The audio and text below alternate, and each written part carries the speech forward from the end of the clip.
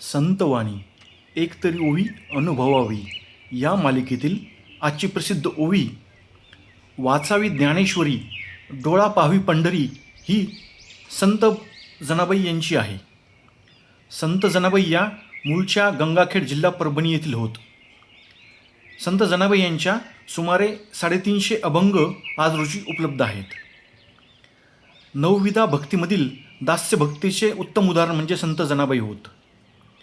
संत नामदेव महाराजांच्या परिवारात दास्य भक्ती करता करता त्या आपल्या अलौकिक प्रतिभेने संत ज्ञानेश्वर महाराज आणि संत नामदेव महाराज यांच्या प्रभावित स्थानापन्न झाल्या.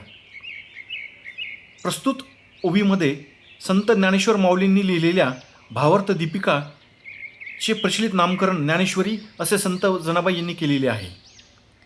ही ओवी कर्म, भक्ती आणि ज्ञान यांचा संयुक्त विचार मांडते. ज्ञानेश्वरी वाचून ज्ञान प्राप्त करा आणि पंढरपूरला जाऊन भक्तीचा अनुभव घ्या असा या ओवीचा सरळ अर्थ होतो. केवळ पोथी वाचून चालत नाही, तर त्यातील तत्त्वज्ञान प्रत्यक्ष आचरणात आणून पंढरपूरसारखे पवित्र स्थान डोळ्यांना पाहावे असे ते आपल्यास मार्गदर्शन करतात. वरील ओवीत संत जनाबाई ज्ञानेश्वरी आणि पंढरपूर यांचे महात्म्य सांगतात. मनुष्याने आयुष्यात एकदा तरी ज्ञानेश्वरी वाचावी, त्यामुळे अज्ञानी मनुष्यालाही ज्ञान मिळेल.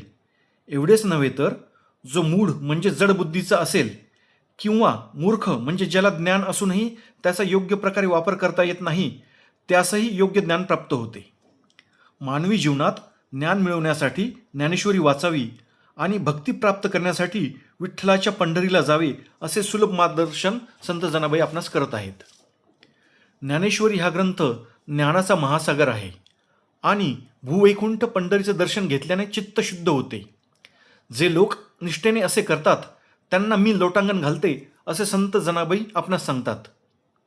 सारांश, आपणही ज्ञानेश्वरीचे वाचन करून एकदा तरी भूवैकुंठ पंढरीचे दर्शन घ्यावे अशी प्रार्थना करूयात.